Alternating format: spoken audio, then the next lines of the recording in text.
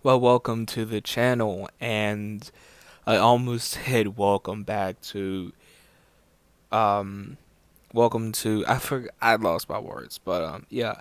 I was going to say welcome to the video, but this is not a video. This is my first episode of my podcast, and first episode of the podcast. I've talked about this in the past. I've actually talked about this last year that I was actually going to be not talking, making.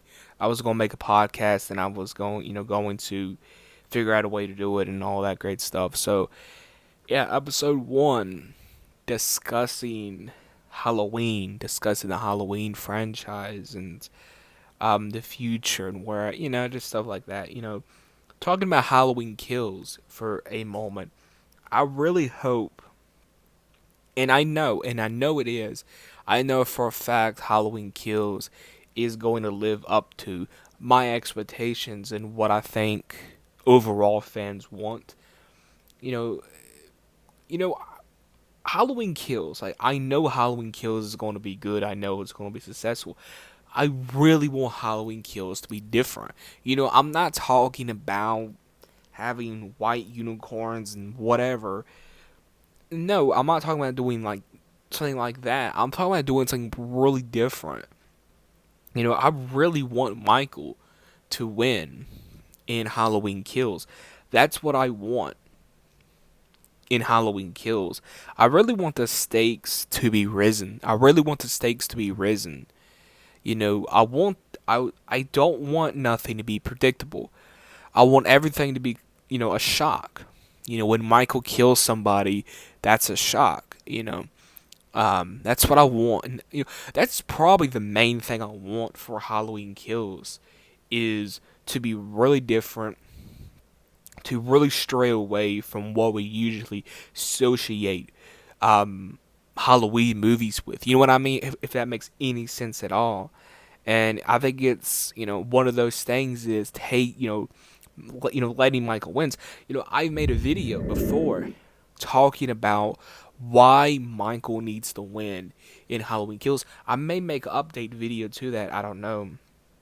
If I do, it probably wouldn't be till like June or August, close to around the release of Halloween Kills, and to around the time I make a lot of Halloween videos. But point is, I think Halloween Kills, I think and I know Halloween Kills will be the most successful movie of the year, more particularly the most successful horror movie of the year, and and to me, Halloween Kills is gonna be kicking off the decade right. I was thinking about something, and I really want you guys' input in the comments below. I'm hoping we're going to get to see Halloween Kills in the theater. Um, you know, with all the stuff going on in the world right now, will we get to see Halloween Kills in the theater? I think what's going on in the world, if it goes past July, we may see something. I don't want to jinx it. I'm staying positive, but this is my input. If we cannot see Halloween Kills in the theater, I don't want it, but I rather have it on demand or digital, only because I just don't want to wait a whole year. And really, what's the purpose of putting a Halloween movie out in November? If they push it back a month, what's the point? You know what I mean? Really, like, what's the point? Um, I'm staying positive. I'm hoping that we will be sitting in the theaters this October seeing Halloween Kills. I'm actually planning to go see Halloween Kills 2 times in the theaters. I want to see it 2 times in the theaters, and I'm hoping that becomes a reality. This is off topic, but like I'm wondering, is Candyman going to get a theatrical release this year in June? I know that's off topic. I know that's a whole different franchise, but I'm wondering, because if you heard the news about Wonder Woman and everything like that, you know, um, so I don't know, again, this is a podcast, so I feel like it's okay to get off topic. It's very interesting what's happening in the whole film industry.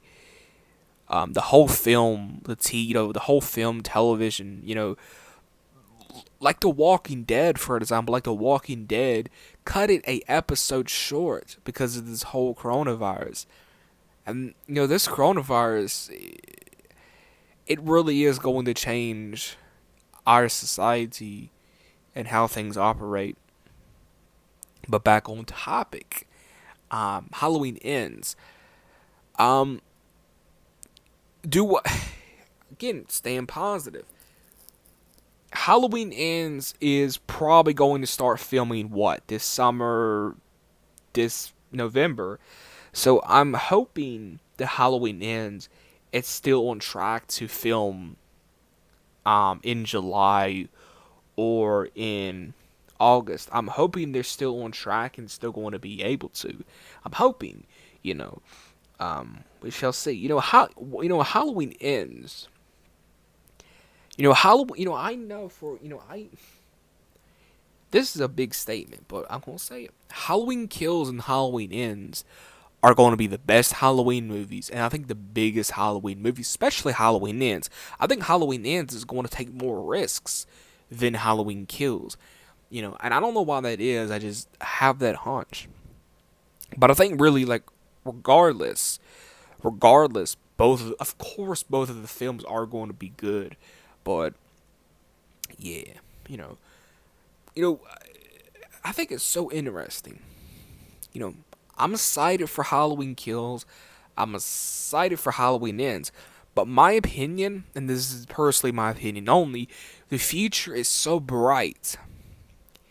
This is the only horror franchise, the only horror series where the franchise is bright. Because I really think Blumhouse will keep the rights. Blumhouse and Universal, I really think they're going to buy the rights, and they might buy up the rest of the rights. Because if you guys know, like, I think like Trancas still owns a portion, so who knows? Blumhouse and Universal might buy up all the rights, and continue on, which I really think they're going to. You know, but the question is, what do you do after Halloween ends? Because I'll be completely honest when I say this. Everybody needs to die in Halloween ends. Because here's the thing. If you have Halloween ends has, picture this. The ending of Halloween ends. You have one person alive and Michael's alive in black screen. To me, that's kind of a cop out. To me, that's kind of a cop out. I'm basically saying, well, that's basically a cop out. Because then you're basically saying, oh, well, we can pick up after Halloween ends. No, everybody needs to die in Halloween ends, and then give the illusion that Michael is dead. Us hardcore horror fans know that he's not dead, but give the general audience that's maybe only seen Rob Zombie's Halloween, or maybe only Halloween 6, give that general audience that thought and that notion that, oh, he's dead for good, he's gone. You know what I mean? So yeah, but I think it's very interesting. What is Blumhouse and Universal? What are they going to do with this beloved franchise after Halloween ends? And I really want you guys' input on this because here's the thing, I don't even know what they're going to do. I could spitball, they can do a Halloween 9, I could spitball all these ideas, but I have to, at the end of the day, I really want a proper sequel to Halloween 4. I really want a proper sequel to Halloween 4. But is that franchise material? Can you make a script where you can have two to four movies? Because I think, okay, well, what Halloween Kills and Halloween Ends is doing, they're doing a trilogy. Now let's go back to the old school way. and just make 4 or 5 movies, and then in the next so many years later, go back to the trilogy ideal. But after Halloween ends, yeah, go back to that old school route. Do 4 to 5 films. But don't go wild. Just keep it realistic and grounded while doing 4 to 5 films. You know, but that's the thing. Within itself.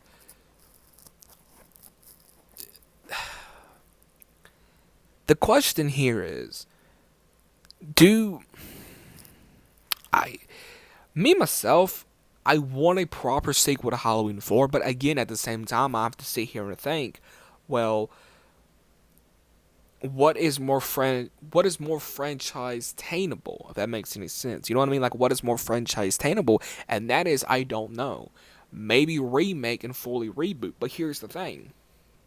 If you fully reboot, fully remake, what I want is it's something that only a few people want. I don't want no Laurie Strode in a Halloween remake. I don't want to see Laurie Strode in a Halloween remake. If you have to have Laurie for some reason, okay, change up her story arc. Do something different with that character. But I do not want you to do the same thing. Because here's the thing. At the end of the day, if you make, which I'm predicting this, they're going to remake Halloween in the next 4 to 6 years. That's going to happen. Okay? I know for a fact. Okay? That's going to happen. If they have the character Laurie and all these familiar faces, I don't care. I'll be honest, if they remake Halloween in the next 6 to 10 years and it's Laurie Strode in the role as the lead, and it's basically following the same story that Rob Zombie told, that John Carpenter told. If you do the same exact thing, you're going to lose my interest, because I want a Halloween movie. I want a Halloween reboot remake with no Laurie Strode. And I really want someone to agree with me on this. Don't you want that feeling that you first had when you first watched Halloween? Think about the first time you watched Halloween, there was so much mystery. Why is Michael stalking this girl? Why is this happening? You can try and recreate that feeling with a new lead girl, but changing these characters around. I would have no Laurie Strode. I would have Sheriff Brackett there, and even have Tommy Doyle. But the thing about it, Tommy Doyle, he will be a deputy. Change his character around. Dr. Loomis would be there, but change his character around a little bit as well. The thing is, if you remake Halloween, I'm telling you right now, you have to do away with the Laurie Strode character. And Blumhouse basically hinted at, oh, we don't need the character Laurie Strode because, in that one article, Blumhouse basically said in so many words, oh yeah, after Halloween ends, forget Laurie. We're doing something really different. And I hope that's what they mean. They're done with Laurie, and we would never see her for a long time.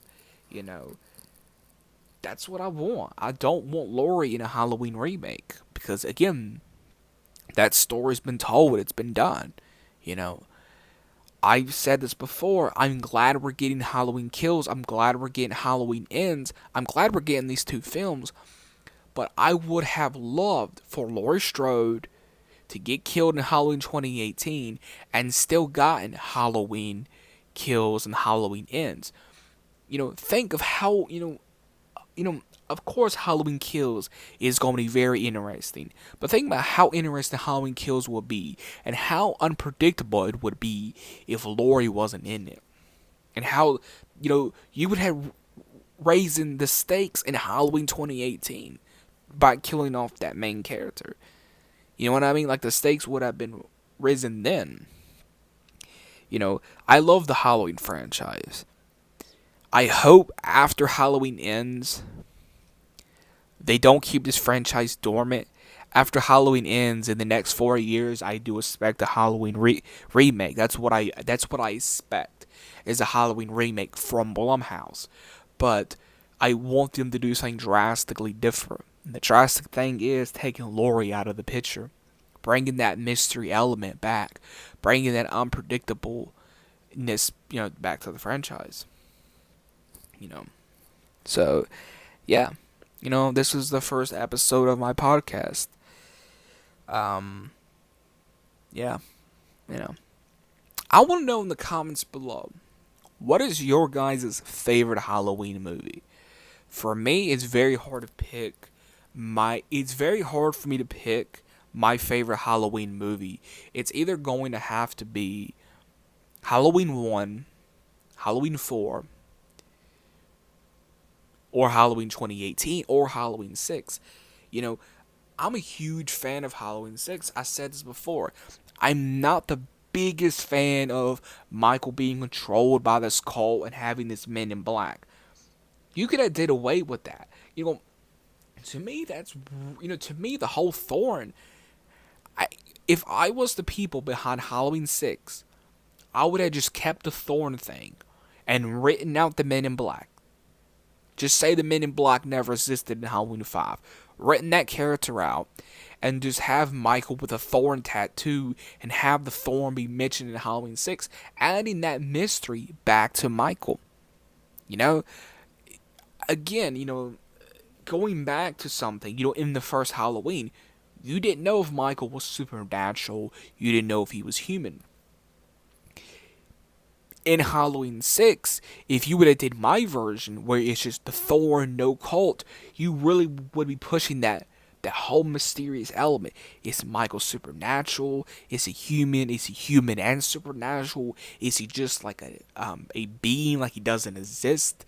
You know what I mean? Like, you know what I mean? Like, Halloween 6 to me had a lot of potential, and there's some really awesome scenes in Halloween 6, and has one of the best scores in the whole franchise. I think Halloween 6 and Halloween 2018 has the best franchise.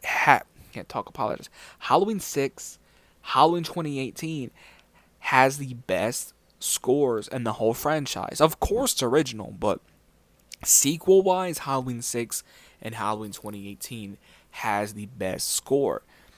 What is you guys' favorite mask? My favorite mask would see. This is where we start to get. I don't know what is my favorite mask. I'll be honest. For the longest time, it was actually the Rob Zombie mask from Part 1. The longest time, that was my favorite mask. Then it was Part 1. That mask was my favorite for the longest time. Then Halloween 6 was my longest favorite mask, actually. I'm still digging the Halloween 2018 mask right now. Like, that's a mask that's still my favorite mask at the moment.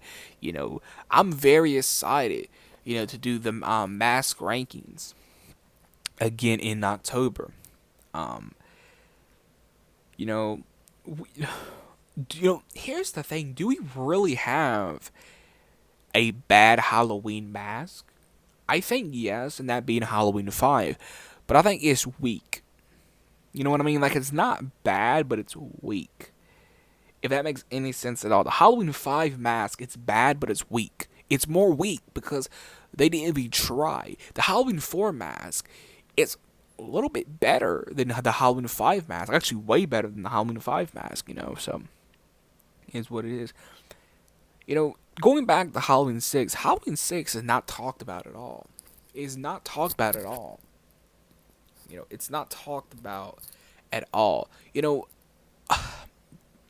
I would, and I'm probably the only person on the planet that actually wants this and find it interesting, but I would actually like to see a sequel to Halloween 6. I think that'd be really interesting, a Halloween 6 sequel. Writing out the Men in Black and just picking up after Halloween 6. That'd be interesting, And 2, Danielle Harris, she needs to come back to this franchise. She needs to. She loves this franchise just as much as we do. Danielle Harris, I think she never got the credit she deserved, in Hollywood. She never did,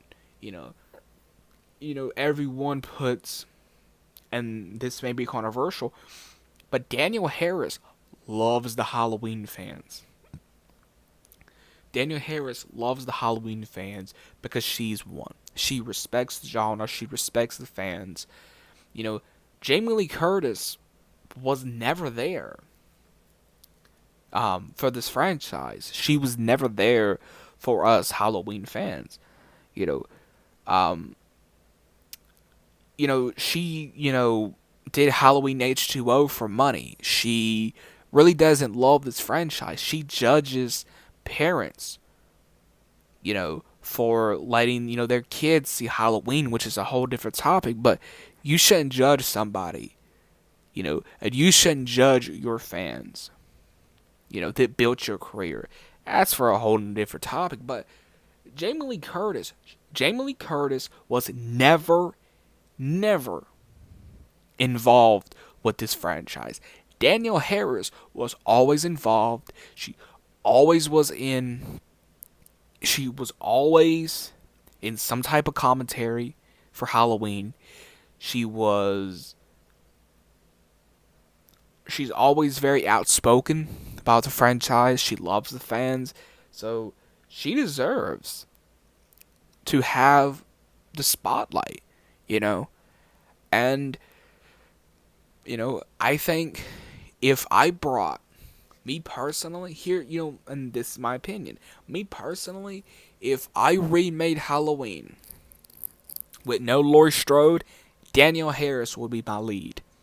She would be my lead. I would write the script specifically around her, for her character. You know what I mean. Specifically write her character, specifically write the character for her. And let her be the lead in it, and let her lead my new Halloween franchise. And that's what I do. That's what I would do. I would make 4 to 6 sequels. Depending on how many Danielle Harris wants to do. It depends if she wants to get a proper send off. For the franchise. Because I say it again, I'm a big fan of Danielle Harris. She deserves to be in more horror movies, and she deserves to be in another Halloween movie, and that's my opinion, Anyways, the Halloween franchise is looking very bright, very promising. I'm very hyped for Halloween Kills. I hope we still get to see it this October. Hope everyone's staying safe out there. This was the first episode of my podcast. We will be talking about a lot of things on this podcast, and I will be looking to find ways to get people on this podcast as well. Until next time.